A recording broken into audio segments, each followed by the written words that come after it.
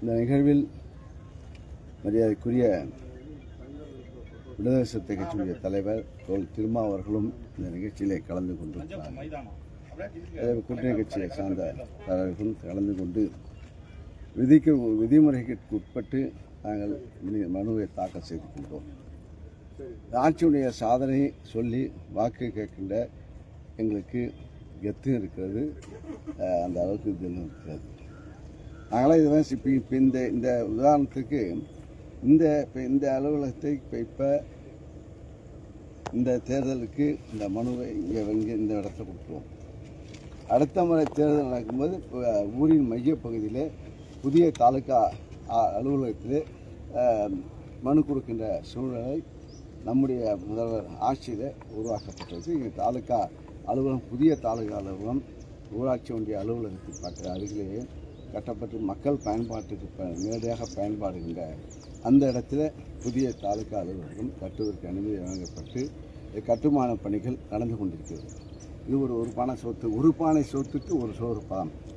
ஆக இந்த ஒரு சாதனையும் செய்துவிட்டு மீண்டும் இந்த நல்லாட்சியை தொடர்வதற்கு நீங்கள் போனால் இந்த கூட்டணி சீசனுக்காக கூடுகின்ற கூட்டணி அல்ல. கிட்டத்தட்ட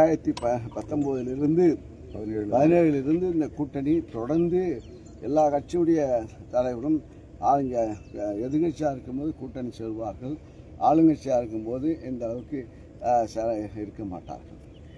அது ஆனால் நம்முடைய முதலமைச்சர் அவர்கள் ஆட்சியில் இருக்கும்போது தான் கூட்டணியை இணக்கமாக வைத்துக்கொண்டு பெரிய சவால், அதையும் வென்றிருக்கின்றார்கள். கூட்டணி தலைவர்கள் இன்று வரை தொடர்ச்சியாக எதிர்கட்சியில் இருக்கும்போது கூட்டணியாக இருந்தாக ஆளுங்கட்சியில் இருந்தவரையும் இந்த கூட்டணி தொடர்ந்து வருகின்றது. அந்த அளவுக்கு மனப்பான்மை கொண்டவரை இணக்கமாக பழகக்கூடிய முதல்வர் பெற்றிருக்கின்ற காரணத்தால், தலைவராக பெற்றிருக்கின்ற காரணத்தால் இந்த கூட்டணியை வெற்றியாக இந்த அமையும் என்ற நான்கு உறுதியாக இயக்குகிறார். கூடுதலாக புதிய கட்சிகள்லாம் கூட்டணியில் சேர்ந்திருக்கின்றார்கள்.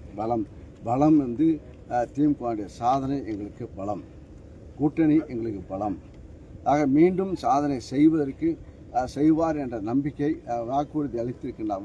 முன்பு அளித்த வாக்குறுதியை இப்போது நிறைவேற்றியிருக்கின்றார்கள். இப்போது சொல்கின்ற வாக்குறுதியை, தேர்தல் வாக்குறுதியை முதல்வர் அவர்கள் இங்கே கொடுப்பார் என்ற நம்பிக்கை மக்கள் மத்தியில் விதைத்திருக்கிறார்கள். ஆக அது எங்களுக்கு ஒரு பலமாக இந்த கூட்டணி வெற்றி பெற்று ஆட்சியில் மீண்டும் முதல்வர் மு.க. ஸ்டாலின் அவர்கள் 2வது முறையாக முதலமைச்சர் ஆகுவார் உறுதி. அந்த அடிப்படையில் நானும் ஒரு படிக்கட்டாக இந்த குறிஞ்சிப்பாடி சட்டமன்ற தொகுதியில் மக்களுடைய பிரச்சனைகளை இந்த அரசு சாதனையாக இங்கே செய்து நான் வாக்கு பெறுவேன் என்ற நம்பிக்கையுடன் நான் இருக்கின்றேன். அம்பாசிடர் காரு துண்டு, பச்சை துண்டு, என்ன ரீசனுக்காக அது அம்பாசிடர் காரை எப்போதும் தேர்தலுங்க அதை நாங்கள் தான் சொன்னோம். நாங்கள் இப்போ புதுசு கிடச்சா பழசை விட்டுருவாங்க, பழமொழி விட்டு புதுசு கிடச்சா புது கூட்டணியே பாருங்கள், பழைய கூட்டணி கூட தான் நாங்கள் தொடரோம். ஆக அந்த அளவுக்கு தலைவர் எப்படி பழசை மறக்காமல் இருக்கின்றாரோ அதே போல் நாங்களும் பழசை மறக்காமல் எங்களுடைய தந்தையார் வாங்கி அதில் பயணித்த வாகனம், அந்த அடிப்படையிலே நாங்கள் அதை உணர்வுடன் அதை மதித்து இன்னையும் மதிக்கின்றோம். அதாவது அந்த கூட்டணியும் பழசை மறக்காமல் எதிரி கட்சியில் இருக்கும்போது இந்த கூட்டணி இங்கே பயணம் செய்தவர்களை விடக்கூடாது என்று முதல்வருடைய மனப்பான்மை, அதே மனப்பான்மை நாங்களும் உண்டு. இந்த பச்சை துண்டு வேளாண்மை விவசாயிகள்லாம் இன்றைய மகிழ்ச்சியுடன் இருக்கிறார்கள்லாம் அதுக்கு அடையாளமாக தான் இங்கே இந்த பச்சை துண்டை நான் அணிந்து வந்திருக்கின்றேன். ஆக பச்சை துண்டு குறிப்பிட்ட மக்கள் மத்தியில் பிரபலமாக ஆகிவிட்டிருந்தால் வேளாண்மை உணவுநலத்துறைக்கு தனி பட்ஜெட்டை கொடுத்து அதன் மூலமாக வேளாண்மை இங்கே விரிவாக்கங்கள் அதிகமாக நடந்து இப்போது நெல்லின் விலை கூடுதலாக நாங்கள் 2500 கொடுக்கணும்னு சொன்னோம். அது 2500 கொடுத்தாச்சு. அதை இப்போது 3500 உயர்த்தி வழங்குவோம் என்று கொடுத்திருக்கின்றார்கள். இலவச மின்சாரம் கொடுத்தது கலைஞர் அவர்கள் ஆட்சியில் இருக்கும்போது கொடுத்தார்கள். தொடர்ந்து இப்போ இந்த முதல்வர் வந்த பிறகு 2 லட்சம் கூடுதல் இணைப்பு கொடுத்திருக்கின்றார்கள். இப்போ தேர்தல் அறிக்கை சொல்லுகிறார்கள் விவசாயிகளுக்கு இங்கே பழைய இங்கே மின்சாரம் இலவச மின்சாரம் பயன்படுத்துகின்ற அந்த பம்பு செட்டுக்கெல்லாம் புதிய பம்பு செட்டுகள் வழங்கப்படும் என்று தேர்தல் அறிக்கையை அறிவித்திருக்கிறார்கள். அதன்படியே அதனுடைய தாக்கமாக இந்த பக்கெட் அணிந்து இங்கே வாக்கு ஏற்பாடு தாக்கல்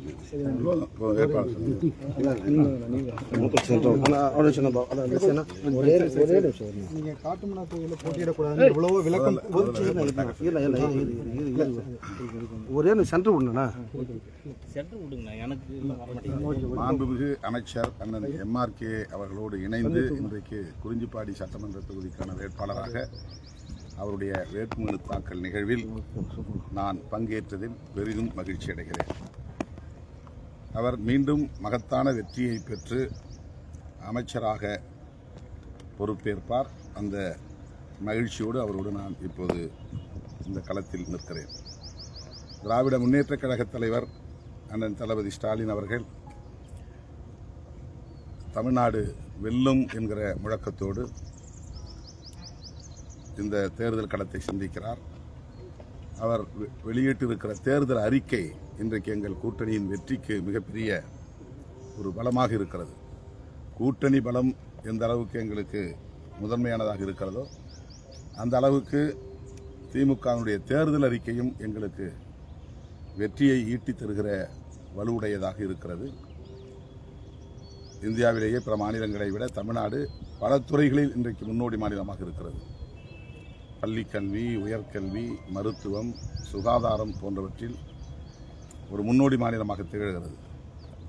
இன்றைக்கு அனைத்து துறைகளிலும் தமிழ்நாடு முன்னோடி மாநிலமாக திகழக்கூடிய அளவுக்கு, முதலிடத்தை பெறக்கூடிய அளவுக்கு, ஆக்கப்பூர்வமான வளர்ச்சியை பெறக்கூடிய அளவுக்கு தொலைநோக்கு பார்வையோடு இந்த தேர்தல் அறிக்கையை திராவிட முன்னேற்றக் கழகத்தின் தலைவர் அண்ணன் தளபதி ஸ்டாலின் அவர்கள் வெளியிட்டிருக்கிறார். ஆகவே எங்களுக்கு கூட்டணி பலமும் திமுக அரசின் சாதனைகளும் இப்போது வெளியிட்டிருக்கிற தேர்தல் அறிக்கையும் எங்கள் கூட்டணியின் வெற்றியை உறுதிப்படுத்துகின்றன. மகத்தான வெற்றியை பெறுவோம். காட்டுமன்னா தொகுதியில் நீங்கள் போட்டியிடக்கூடாதுன்ட்டு எவ்வளவோ விளக்கங்கள் நீங்கள் கொடுத்தாலும் திமுக அழுத்தம் தான் காரணம்னு சொல்லிட்டு எடப்பாடி பழனிசாமி குற்றச்சாட்டு பண்ணியிருக்காங்க. எங்கள் கூட்டணியில் ஏதேனும் ஒரு குழப்பத்தை உருவாக்க வேண்டும், சலசலப்பை உருவாக்க வேண்டும் என்பது அவர்களின் நோக்கமாக இருக்கிறது. அதற்கு வாய்ப்பில்லை என்பதுதான் ஒவ்வொரு முறையும் அவர்கள் உணர்ந்திருக்கிறார்கள். இப்போதும் அதை உணர்வார்கள். இப்போ எடப்பாடி பழனிசாமி அவர்கள் கலைஞரை வீட்டு சிறையில் வச்சு ஒரு சர்ச்சை கருத்தை கூறினார்.